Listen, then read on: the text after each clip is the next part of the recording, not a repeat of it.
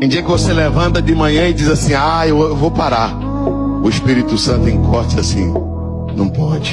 Como que eu não posso parar se eu estou cansado? Eu vou te dar alguns motivos para não parar. Primeiro, lembra onde você começou e onde você já está.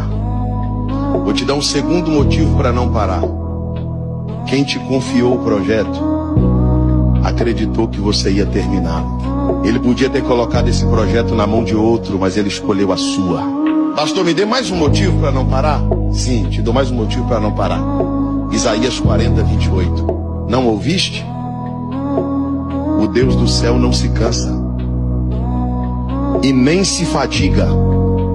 E o que ele faz, pastor? Ele dá força para quem está cansado.